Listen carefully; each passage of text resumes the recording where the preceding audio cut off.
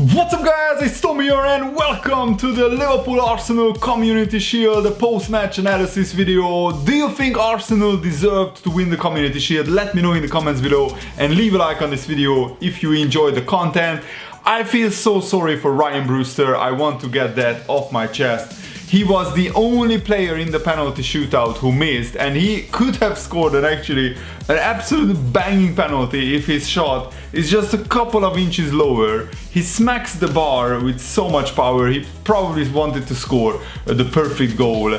And to be fair to Brewster, he came on with just 1 minute left to play and he didn't even touch the ball in the cup final. And mentally that must have been really difficult for a very young player like Ryan Brewster. He is very high on confidence, so I probably understand why Jurgen Klopp brought him on, probably for the penalty shootout. But I think he should have been on a lot earlier. He should have been on instead of Curtis Jones. Firmino went off in the 78th or 80th minute and Curtis Jones came on 83rd minute, sorry, and instead of Firmino, I think instead of Curtis Jones, Brewster should have come on in his place, so Brewster would have been much more in the game's rhythm by the time he took the penalty. But also you have to say, and this is an interesting statistic for you guys, Alisson has faced 12 penalties so far in his Liverpool career and he didn't save a single one. And I'm not criticizing Alisson, I think he's the best goalkeeper in the world. Liverpool are, I think, very lucky to have him. But that's the fact that Alisson faced, I think, 5 penalties last year in the Community Shield final. Man City scored all 5. This was a carbon copy of that game, by the way, where Liverpool absolutely dominated the second half. The first half, I think Arsenal were slightly the better team and they were actually creating more chances, so congratulations to Arsenal. And Mikel Arteta, what a story that he wins 2 trophies in his first 5 or 6 months as Arsenal manager. I think he is the answer to a lot of Arsenal's problems, and Arsenal still need a lot of work in the transfer market to do, but I think Arsenal look like a proper big team under Mikel Arteta, even though they played, of course, like a smaller side in this game. But I think that was just sensible tactics by Mikel Arteta, because if he goes toe-to-toe with Liverpool, Liverpool rip Arsenal to shreds. And many Arsenal managers were probably afraid to do this, to order Arsenal to just sit back and play as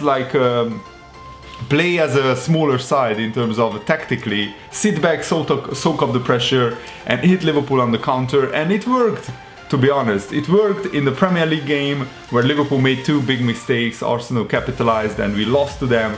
And now, so Mikel Arteta, if you count this victory on penalties as a victory, Mikel Arteta has beaten Liverpool twice in a matter of a few months, so that is actually a very good achievement for Arteta. Back to Alisson, he faced 12 penalties and he didn't save a single one. Only Mahrez missed against Alisson, and that was, of course, a fact that Mahrez blazed it over the bar, so Alisson couldn't even save that one. Maybe he just doesn't have the instinct to save penalties. And I remember Mignolet actually had an instinct to save penalties. He saved in his first game against Stoke, I think, on his Premier League debut, Mignolet saved the penalty. And he actually saved a lot of penalties, but otherwise he was a pretty bad goalkeeper compared to Alisson. So I'm not here to criticize Alisson. I just wanted to point that out, that is one area where Alisson can improve. And I think he will improve. I think the Liverpool goalkeeping coach, John Achterberg, will look at Alisson and train him to save more penalties in the future. But Arsenal, all 5 of Arsenal's penalties were world-class, brilliant penalties into the corner. And to be fair to Liverpool, we also had very good penalties, but it's just a shame that Ryan Brewster hit the bar. And I love Brian Brewster. I really hope we don't loan him out, because I think this kid is really special, and I really hope that we bring him on with 20 minutes to go in almost every Premier League game, and we give him some starts in the Champions League and in the League Cup and in the FA Cup. I want Ryan Brewster to really be given a proper chance in Liverpool's first team squad this season. So let's talk about the game, because Liverpool started pretty well, but then we just couldn't break down Arsenal's backline, and in the first half we looked a little bit slow, sluggish, lethargic, and Arsenal actually created the better chances. Also, Wijnaldum and Mohamed Salah were pretty much anonymous in the first half. I'm not sure why. They looked a little bit like disinterested, which of course they weren't disinterested, but it just looked like that to me.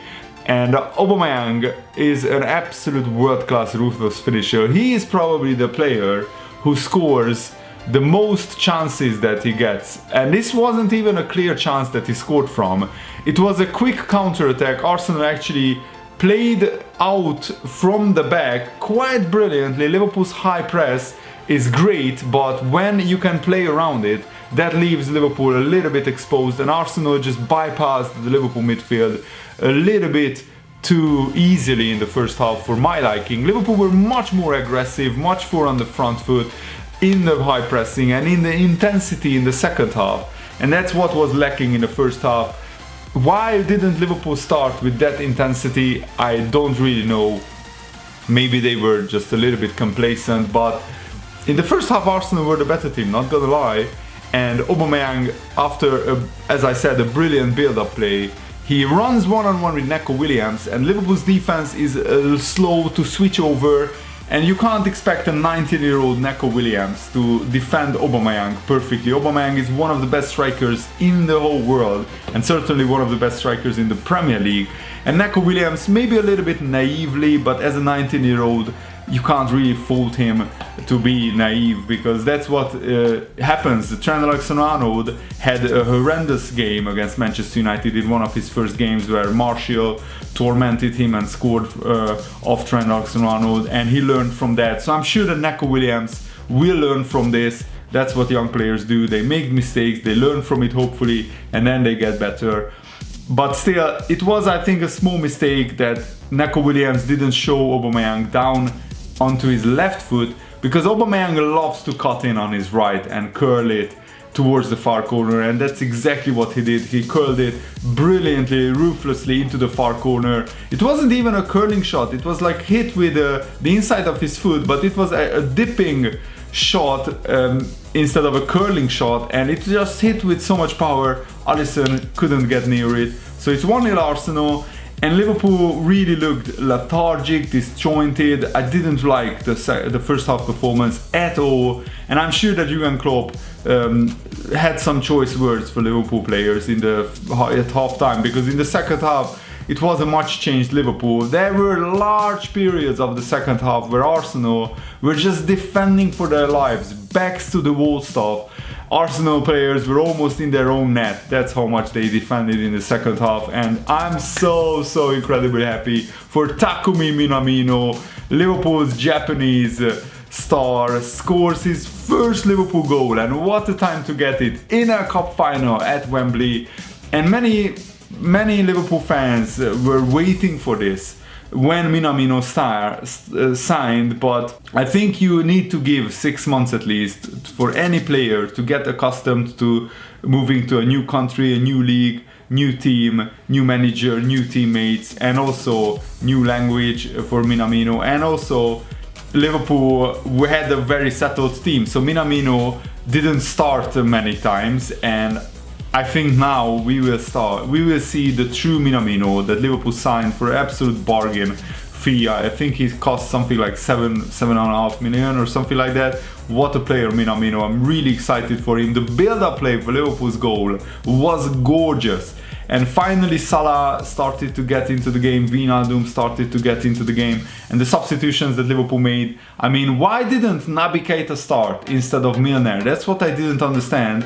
When we are missing Trent Alexander-Arnold, and when we are missing, when the front players are not firing, when we are missing that creativity from the front three in the first half, the midfield was just dead in terms of creativity. They offered absolutely nothing in the first half. in terms of creativity and agility, and that's what Naby Keita brings. And I just pray and hope that Naby Keita stays fit for the whole season, because he will absolutely tear it up in the Premier League. He's one of my favorite Liverpool midfielders, Naby Keita. He's just such a joy to watch, and he changed the game today, I think, alongside Minamino. They were brilliant substitutions, and then Curtis Jones came on. I have to say, the last 5 minutes of the second half, Arsenal actually started playing football. It's like they realized, oh wow, the game is almost over, let's try and attack and maybe score a goal. And yeah, they had some chances. Alisson had to make some good saves, but I think the second half overall, Liverpool were by far and away the most dominant team. So 15 shots for Liverpool, 10 of them came in the second half, just 5 shots for Arsenal, 0 on target. First half it was 5 shots for Liverpool, 0 on target, but overall Liverpool had twice as many shots as Arsenal and more possession. We really should have scored another goal. I mean, Mane had 2 one-on-ones, I think, where Martinez comes out and he just closes the angle down and Mane couldn't get the ball past him. I think the second one-on-one was the bigger one for Mane. He really should have just dinked it over the goalkeeper. So Mane not scoring 2 one-on-ones was a real shame, because that ultimately cost us the Community Shield trophy. It's not a big trophy. I mean, Harvey Elliott called it the McDonald's trophy on Instagram. But I still absolutely hate losing cup finals. And just like last season, where Man City beat us on penalties after Liverpool dominated the game, this time Liverpool dominated the second half, not the whole game. But still, it feels like Liverpool should have made that domination count in terms of scoring 2 goals. And how many times do we need to learn this lesson? Against big teams, you have to be ruthless. You have to kill that tie and that game, that team off when it's in front of you. Mane had 2 one-on-ones. If he scores one of them, Liverpool win the Community Shield 2-1. So it's a shame. It's a missed chance to start the season off on the right note with a trophy. But of course, last season we started the season off with a Community Shield final loss, but then we won the European Super Cup on penalties, and that really lifted the team. This time we are not involved in the European Super Cup, so I wonder what will this do for Liverpool's confidence. I'm sure that we will be fine. We still have 2 weeks, and Jurgen Klopp can iron out some mistakes, and the players can get a little bit more sharper. But most of the players are off to international duty now, which I absolutely hate. And also, I think we really need a more creative midfielder.